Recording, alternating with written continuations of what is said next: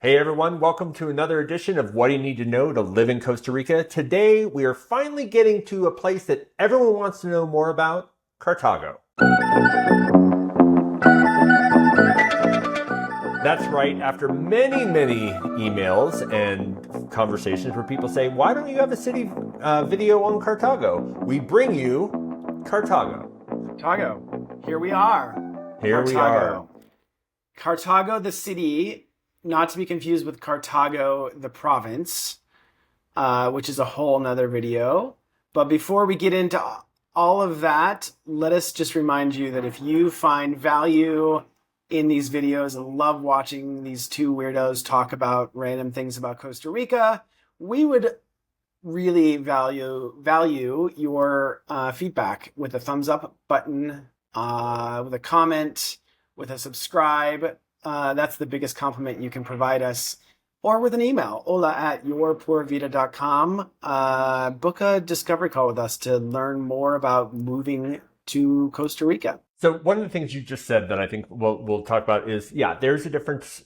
Cartago, the city, is in Cartago, the province. But the Cartago, the province, is quite vast. It includes a lot of mountainous areas that are just amazing. But for this, we are really going to focus on the town of Cartago. The first thing to know is Cartago is the original capital. It's the original Spanish settlement for Costa Rica. It was Juan Vasquez del Coronado in 1563. Established. I feel like I just pulled something out of Trivial Pursuit. Historian Patrick did a little research, but it was the original Spanish settlement, and because of that, it has a very rich history, and in many ways, the most Spanish history of Costa Rica. We've talked about in other videos when the Spaniards colonized Costa Rica, they quickly kind of left. The religious side stayed, but they really didn't have value here. There was no iron, there was no gold, there was nothing to, sorry to say it this way, pillage. So, and because of that, a lot of the things that we think about in big cities, like architecture, that you can get in a lot of places in Mexico or Guatemala or Colombia or Nicaragua, that's not a priority in Costa Rica because it wasn't influenced in the same way culturally as it was in other places. Food, etc., etc. Cartago, on the other hand, still has a very rich Spanish sense in a way, and a far more religious atmosphere. My friends in San Jose and from other parts of the country joke that people from Cartago are kind of in their own little world because most likely they grew up pretty Roman Catholic, and it's still kind of a cultural identity to them, and a religious identity. Obviously, if you haven't seen this, every year there's a pilgrimage on August 2nd. People walk from all over Central America to Cartago, like 3 million people. It's insane. Oftentimes people walk from San Jose, which can take 6-7 hours.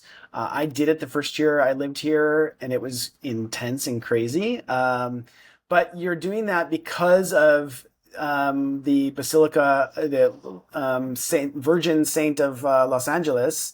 There's a whole story. We don't need to get into the story of why people walk. What's the Black Madonna? Look up the Black Madonna. The Black Madonna.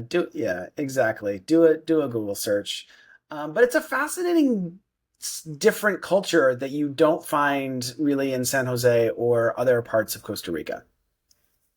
It's a really interesting combination of agrarian, lots of agriculture, because there's two volcanoes right there, Irazu and Turrialba. Turrialba. You know what I'm going to say? I'm just going to say Turi. Those two volcanoes create very verdant soils. So there is an unbelievable amount of, I don't think they call it the breadbasket of Costa Rica. That might be the whole country, but there's a lot of agriculture in that area. There's a lot of tourism. There's also a lot of technology. There are several large universities there, including the Costa Rica Institute of Technology. So it's a really interesting mix. And it's funny because it's a city that really relishes the past, but also is really very forward thinking. And it's a city that's been damaged by earthquakes a few times, significantly. And because of that, and again, it's because of just where it is between volcanoes, and it's just a earthquake zone. So you see a lot of historic, but then a lot of things have had to be clear away, and it's really interesting to see what they've put in its place. It's a very, very, very cool city. But it's funny. It's one of those places that when you're living in San Jose or in the Central Valley or in other places, you don't hear a lot of people going, "Hey, you want to go to Cartago this weekend and hang out?" It Right. really is kind of its own little world. Yeah, and you have those places like Tres Rios that is technically it's almost a suburb of both San Jose and Cartago because there it's kind of the connector suburb, if you Hmm. will. And so you'll oftentimes meet people who kind of live there but go back and forth to the two different cities. But yeah, Cartago is a really unique, interesting place that you have to really experience to understand it. So let's dive into a little bit more so you understand some of the things about it. So from a climate perspective, it's a subtropical highland or a tropical monsoon area. Part of that is its altitude. It's a little higher elevation. It's about a little over 1,200 meters or 4,000 feet above sea level. It has cooler weather year round. It's very idyllic for people that really want to find a larger place to live in a cooler climate. Um, the highs can get up into the 80s, but that doesn't happen very often. And when I say 80s, I mean very low 80s. And it really can also get down into the 50s. So, if we want to do that in Celsius, it can get up to 26 and it can get down to like 14. But Yeah. it's sweater weather. Like you're gonna have a reason to Hmm. put on a jacket. We have a family Exactly. that very specifically did not want to ever live in 80 degrees or more. So most of the places we focused them were south of San Jose. Right. In Cartago. Uh, so let's talk about just at a glance. It's 160,000 people roughly, and it's about an hour without traffic to San Jose. However, it can also take far longer because there's really one main road that connects the two. Yeah, and the closest airport is in San Jose, the international airport there. It's about an hour and a quarter or more, again, depending on traffic, but that is definitely where you would travel in and out. One reason some people find it not where they want to live is just because of the proximity. They want to be able to go into Escazú to shop, and it just feels like a schlep. It's a great place for retirees that want a little cooler weather, for sure. The rankings. It's an average cost of living. And really part of that is because you really have, because it's a kind of a hub for agriculture, you can get a lot of product there. Some stuff has to come in further, but I think overall it's very average. Nightlife, it is seemingly quite good. It's a big city, so there's a lot of bars and restaurants. I've never gone out clubbing or anything in Cartago, so I can't tell you that. But there's lots of charming restaurants. There's a lot of charming cafes, and definitely some places to go at night. It is LGBTQ friendly and inclusive. It is a more Roman Catholic area of the country. Keep that in mind. The whole country, I've never felt that there is discrimination within the country, but Catholicism might tinge that. Walkability score is great. There's a lot of flat in the middle of the city, and then it's kind of ringed in mountains. So if you like a little of both, you can go up hiking, and then it's very walkable. Air quality is excellent, really. Even though you have a lot of industry and agriculture, it's just so fresh and clean there. And it really is wonderful. Every time I go, I'm kind of like, why don't I come here more often?